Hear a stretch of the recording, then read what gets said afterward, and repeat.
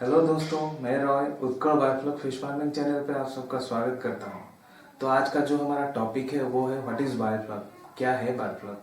तो आज इसके बारे में थोड़ा विस्तार से बात करेंगे हम लोग। तो सबसे पहले अगर आप हमारे चैनल पर नए हैं तो प्लीज़ हमारे वीडियोस को लाइक, शेयर और सब्सक्राइब ज़रूर कीजिएगा ताकि आगे आने वाले वीडियोस के अपडेट आपको मिलता रहे। तो चलिए वीडियो को शुरू करते हैं। तो सबसे पहले ये जो तकनीक है बायोफ्लॉक, ये पहले इज़राइल, इंडोनेशिया ये सब देशों में मतलब इसका प्रचलन बहुत ज़्यादा था।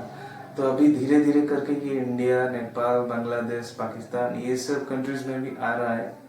तो ये जो तकनीक है प्रोफेसर योरम है जो जिनको बायोफ्लॉक का फादर भी माना जाता है।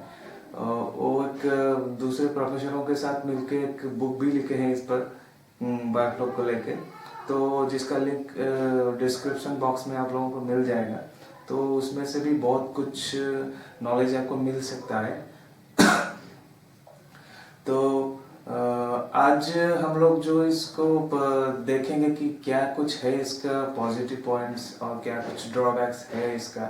तो सबसे पहले तो मैं आपको ये बताना चाहूँगा कि इसका जो कॉन्सेप्ट है बायोफ्लॉक का वो यही है कि कैसे एक छोटे से जगह पे मतलब बहुत ही कम जगह पे ज़्यादा मछली का प्रोडक्शन ले सकते हैं। इसको हाई डेंसिटी फिश फार्मिंग भी बोलते हैं। क्योंकि अगर इसको कंपेयर करें आप दूसरे जो पॉन्ड कल्चर है तालाब में या फिर कोई भी दूसरे कल्चर से, तो ये थोड़ा डिफरेंट आएगा। क्योंकि अगर आप एक तालाब की बात करते हैं तो उसके साइज के हिसाब से जितना मछली उससे निकलता है, ये बायोफ्लॉक में इसका साइज के हिसाब से कई गुना ज़्यादा मछली आप हार्वेस्ट कर सकते हैं। तो यही है इसका जिस्ट, इसका जो बेसिक थीम है यही है। तो ये हो गया इसका पहला पॉजिटिव पॉइंट।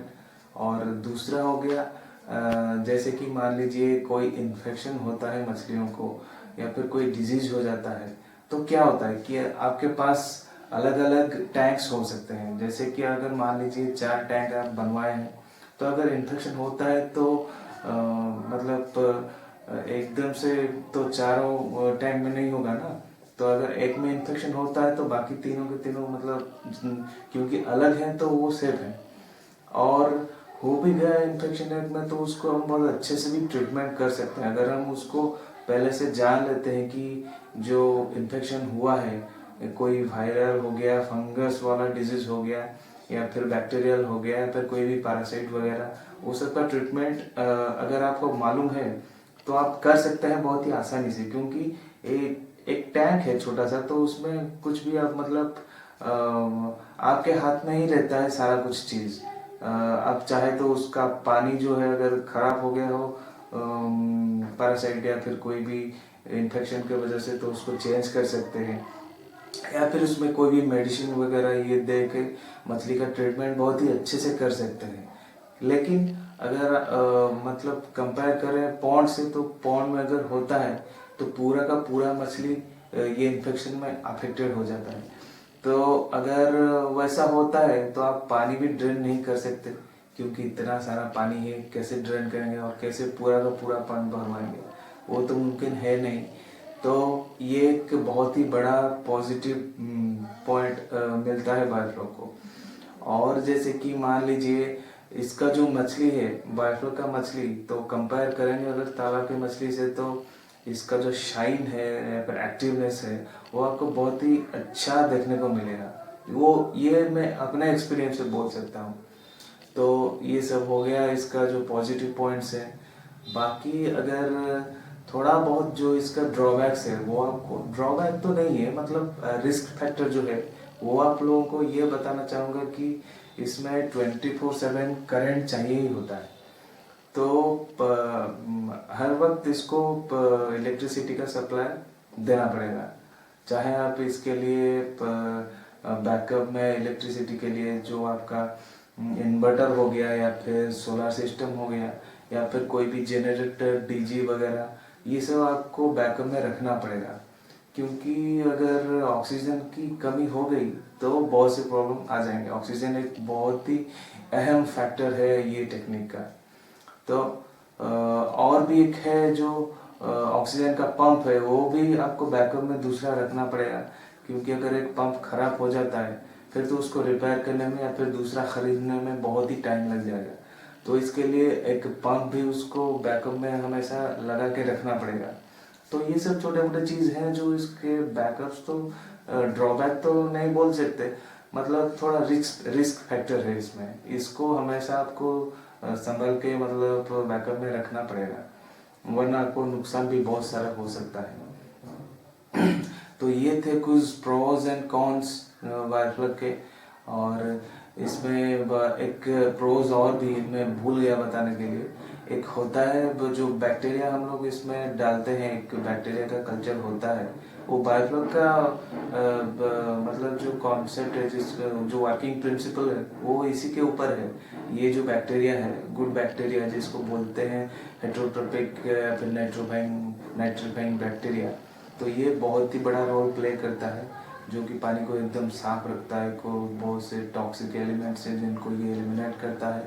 और दूसरी बात, इसके वजह से जो मछलियों का इंटेस्टाइन या फिर मछलियों का जो डाइजेस्टिव प्रोसेस है वो बहुत अच्छा हो जाता है। और कुछ मछलियां हैं जो फ्लॉक को भी मतलब डायरेक्टली कंज्यूम करते हैं, तो उनका एफसीआर भी कम हो जाता है। ये भी एक बहुत बड़ा पॉजिटिव पॉइंट है इसमें। और बस यही सब बात है। अगर आप बायोफ्लॉक शुरू करना चाहते हैं तो मैं अगर अपने एक्सपीरियंस से बोलूँगा तो हाँ, ये एक सक्सेसफुल प्रोजेक्ट है।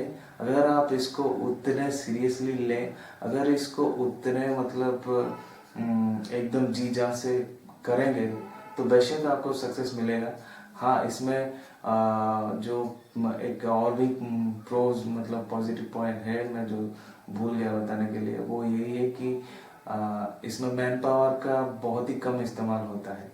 अगर मतलब मान लीजिए एक ही आदमी हो उसका देख रेख करने के लिए, तो वो सफिशिएंट है।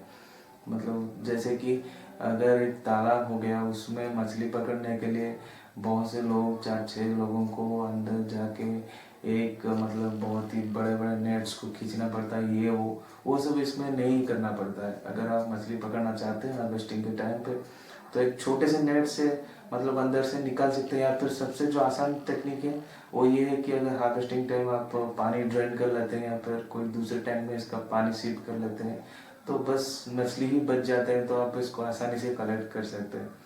तो ये सब था, बहुत सी चीज़ें जो बायोफ्लॉक में हर एक को जो बायोफ्लॉक शुरू करना चाहता है उसको ये सब नॉलेज होना ज़रूरी है कि क्या कुछ प्रोज और कॉन्स हैं जिसको लेके बायोफ्लॉक का प्रोजेक्ट शुरू किया जा सकता है। तो बस दोस्तों, आज के जो वीडियोस का यही था मेरा मकसद कि आप लोगों के पास ये सब जो बेसिक से जानकारी है वो पहुंच सके। तो बस यही था आज के लिए, बस इतना ही। फिर आप सबसे मुलाकात होगी अगले वीडियोस पे, तब तक के लिए बहुत बहुत शुक्रिया और अलविदा।